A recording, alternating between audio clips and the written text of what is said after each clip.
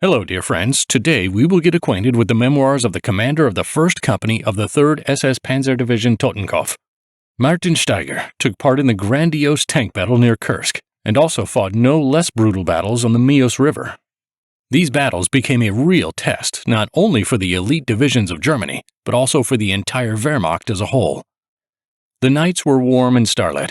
Almost always at the same hour, the Russian sewing machine, Rada Russian airplane type, or UVD, non-com on duty, as the reconnaissance plane was called by our soldiers, arrived. Our night reconnaissance planes, as well, became suddenly active and increased their flights in the front area around Kursk and Belgorod. The front was being photographed. Artillery positions, tank assembly points, and all of the trench systems with its crew was captured on film, which was developed and enlarged in the analytical office of the Army. Based on these photos, our companies received directions. The artillery knew which sectors to cover with its fire. The Stuka units knew their targets, and the panzers were deployed where the enemy had his own tanks and concentrations of his troops. Thus developed an immense plan, drawn up in the smallest detail. One day, the hour was to come when the whole front would tremble. We waited for this hour. That is why we had moved close to the front and made camp in the woods. The evening of July 4th, 1943 arrived. The first stars flickered in the sky, and a thin veil of fog moved across the dusty ground. Traffic on the main track increased from minute to minute. The panzer engines hummed. We were headed for the front. The Russian assault troops had reached maximum strength in the bulge of the front at Kursk. The German command decided on counterattacks with the objective of smashing the enemy preparations and eliminating one of the most dangerous threats of the coming spring even before its planned deployment. In the meantime, the Russians had built up 2 strong positions west of the Donez with anti-tank ditches, pack positions, and stationary tanks. The order for the attack was given for July 5th. Objective: break through the strong enemy positions on both sides of the Vorskla River and capture the ridge of land near Prokhorovka, along the railroad line, which would allow concentrated panzer action. The attacking corps was reinforced by heavy artillery and a mortar brigade. The divisions were sent into action in the sequence Totenkopf, Das Reich, and Leibstandarte Adolf Hitler next to each other. Stuka units supported the attack. The assembly area was reached around midnight. We rested under the panzers and awaited the morning. At 3:10 a.m., the day awakened and the sun sent its first feelers across the hills. As the darkness waned, we beheld an imposing picture. All panzers of the regiment had deployed in wedge formation and in numbers that we had not seen for a long time. It was 3:15 a.m. A rustle, a hiss, a whistle. Columns of smoke rose like gigantic organ pipes into the sky. Artillery and mortars opened the battle. A few minutes later, heavy veils of smoke from the artillery explosions darkened the early morning sun. Stukas came and came. 27, 81, we lost count. Stukas, heavy bombers, fighters, long-range reconnaissance planes. It was as if the air itself had begun to sing and hum. Finally, the order came. Panzer march! Our attack was underway. Thrusting tanks, diving Stukas, burning Ratas, columns of smoke from the rocket launchers towering into the sky.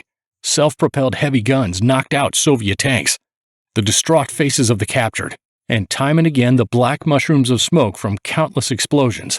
That was the battle north of Belgorod. For 6 hours the battle continued. On the sloping steppe, the panzers, like knights in combat with horse and lance, would not let go.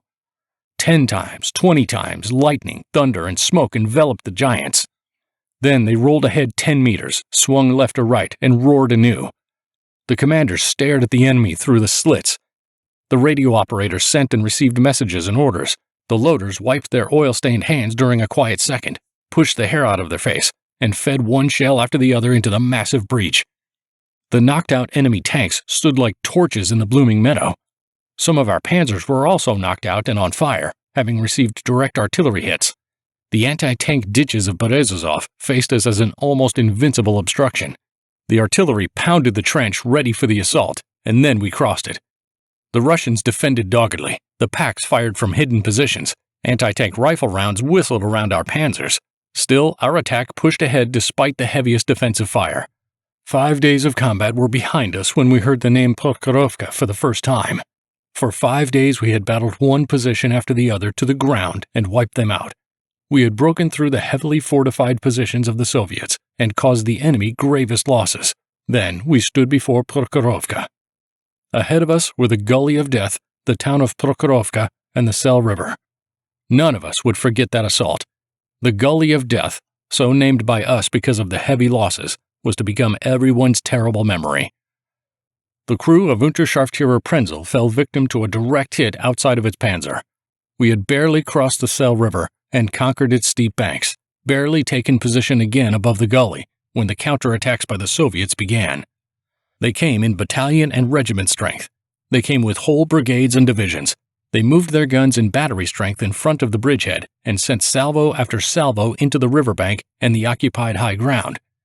Tanks charged our lines in numbers that we had not experienced in such a small area during the Eastern Campaign.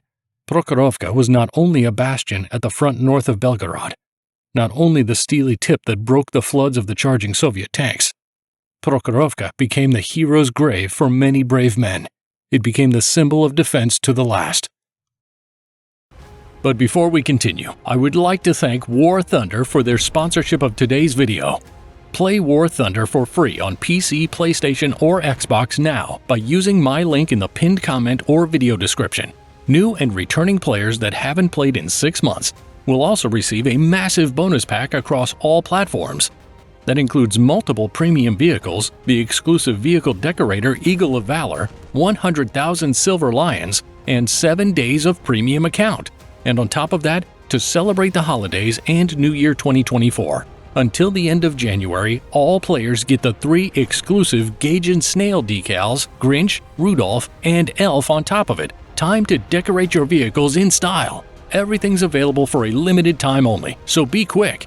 War Thunder is the most comprehensive vehicle combat game ever made and is available now for free on PC and consoles. Take command of over 2,500 tanks, planes, helicopters, and ships of 10 major nations, ranging from biplanes and armored cars of the 1920s to fighter jets and main battle tanks of today. Immerse yourself in the intense combat of War Thunder, where incredibly detailed vehicles, realistic graphics, and authentic sound effects place you right at the helm of the most powerful war machines of our time. Join a worldwide community of over 70 million players in epic PvP battles today, and delve into the breathtaking experience that is War Thunder. With an unmatched wealth of high-quality content to discover, there's simply no game better suited for fans of military history. There are 2 aspects that I like most of all about War Thunder, namely, impressive damage X-ray view. If your vehicle or an enemy is destroyed, War Thunder shows you exactly what happens. In X-ray view, you'll see precisely where the shell penetrated, which components were affected, and what ultimately led to the destruction of the vehicle. And of course, I truly admire the historicity of the combat vehicles in War Thunder. This game allows me to engage in combat with World War II-era vehicles and experience the atmosphere of epic battles of those days. Interested in trying out the Tiger tank for its strength? Then don't waste your time and follow the link in the video description. Well, and we continue. Panzer battles between the Mius and Dnieper rivers, autumn of 1943. There was a fire at the Mius.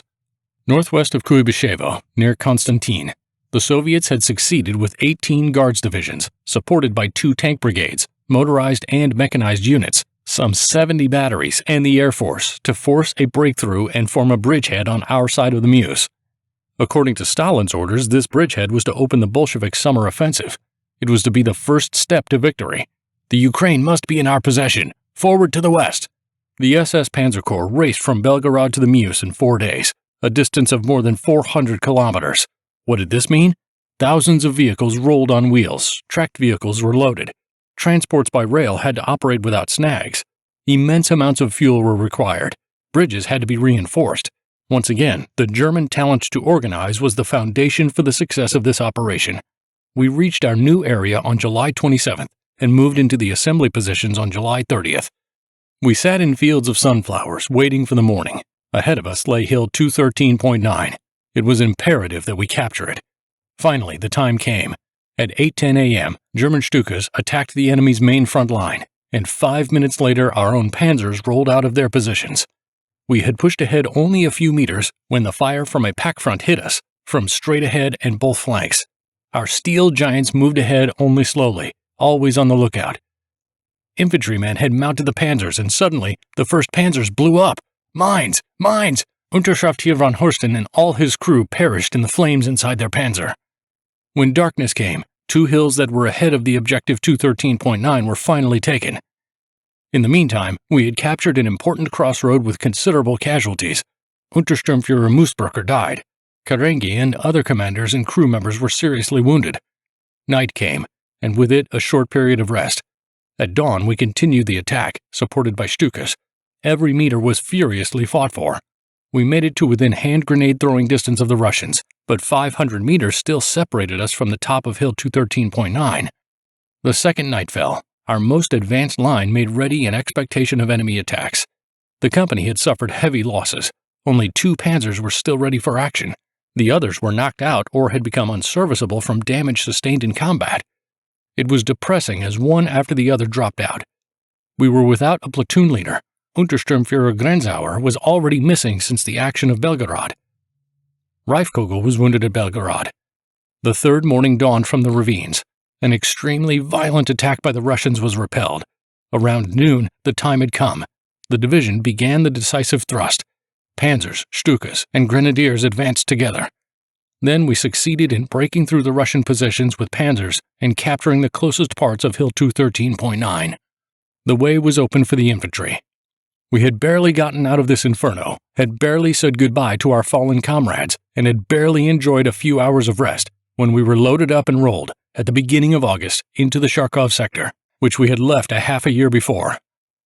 A dangerous enemy spearhead had broken through a paralyzed defense from the Walkie area just outside of Poltava. The threat was severe. If the enemy crossed the main route Kharkov-Poltava, a number of German divisions would have been encircled. We had to get to the Kharkov area as quickly as possible. It was already evening when we arrived in Kharkov and unloaded. The same night, we set out in the direction of Walkie. After a few hours of sleep in the panzer and the vehicles, we were on the move again. Around noon, we reached Kovacs. However, it would only be captured finally by the 2 Kampfgruppe. During the battle, the leader of the Kampfgruppe, Obersturmführer Bergschulte, was killed when a direct hit to the commander's cupola separated his head from the body. The unit assembled in Kovacs and was detailed into combat groups.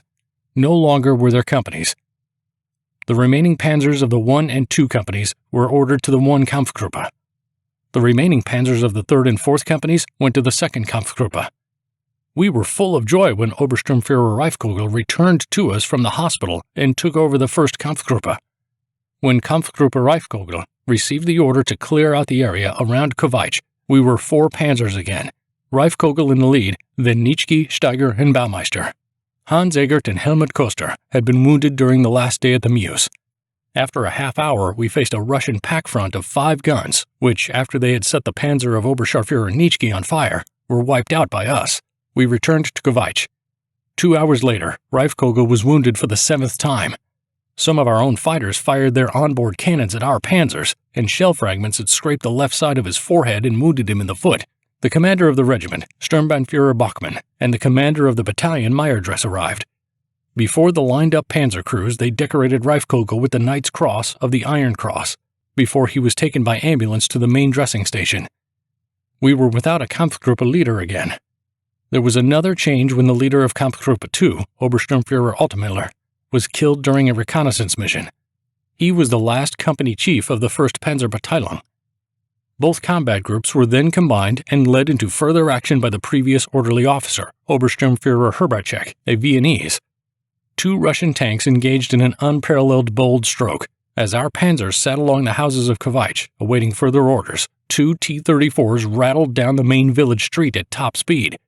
Before we could get into the panzers to chase them, they disappeared in a cloud of dust. During the night, we moved out to secure the village and took up positions 500 meters to the east. The next day was boiling hot. A major attack was planned for 1 p.m. A Russian corps, which was constantly pushing into our flank, was to be encircled by a lightning thrust of panzers and Stukas and destroyed. We drove off without accompanying infantry. After only 1 kilometer, the enemy became noticeable. Russian infantry with light anti-tank weapons had taken cover in the vast sunflower fields. Driving the panzers through the sunflower fields was always a tricky undertaking. Visibility was limited, and tank hunters often had an easy job. The enemy was in retreat after a concentrated surprise shelling. The Russian tanks tried to stop our attack. At the same moment, just ahead of our spearhead, a few Stukas dove on the enemy tanks and destroyed 3 by direct hits. The other 4 succumbed to our fire. The main strength of the enemy was broken. We rolled over the Russian infantry, attacked Kolomak, and there, for the first time, encountered a Russian women's battalion in combat. The enemy resistance increased at Kolomak. After repeated shelling by our 7.5cm guns, and with the attack of our infantry brought up in armored personnel carriers, this village also fell. With no further resistance to our attack, we reached Chuchovo toward evening and thus closed the circle. Thereafter, the direction of attack was toward Kolomak and in a semicircle to Chuchovo, where we united with other units of the division. Distance to the objective was about 40 kilometers. The complete destruction of the encircled enemy was achieved the next day. With this encircling attack, a clear front line was re-established. The unit took up quarters in Konstantinovka, where a few days of rest lay ahead of us. We stayed in Konstantinovka for 5 days. The Kampfgruppen were reinforced by a few repaired panzers, before preparations were made for a night march. The fine sand crunched between our teeth. The next morning, when we halted just before Kolontayev, a millimeter-thick coat of dust covered the panzers. Kolontayev was still held by the Russians. The lead platoon, together with infantry, took Kolontayev around noon. During this action, our battalion commander, Sturmbannführer Meyersdress, was wounded by a bullet in his lung. At 3 p.m., we received further orders to attack. With 8 panzers, led by Herbacek, we moved off against a hill, and without warning, were faced with an invincible enemy pack front. The panzers of Unterscharführer Flüter and Steiger were knocked out. Except for 2 men, the crews managed to save themselves. The attack had to be broken off, mainly due to the darkness that was setting in. Unterscharführer Waring also badly wounded and lost an arm. And during the evening hours, we also lost Kampfgruppe leader Obersturmführer Herbacek. A grenade fragment destroyed his eyesight. Obersturmführer Strobel, until then the adjutant to Meyersdress, took over the Kampfgruppe. That is all for today. Again, thank you to War Thunder for sponsoring this video. Don't forget to play it for free on PC, PlayStation, or Xbox now using my link in the pinned comment or video description. New and returning players that haven't played in 6 months will also receive a massive bonus pack across all platforms, including multiple premium vehicles and other goodies. And until the end of January, all players will also get 3 exclusive and festive Gage and Snail decals on top of it. Available for a limited time only, so make sure not to miss it. I hope you enjoyed this video. Goodbye everyone, see you all later.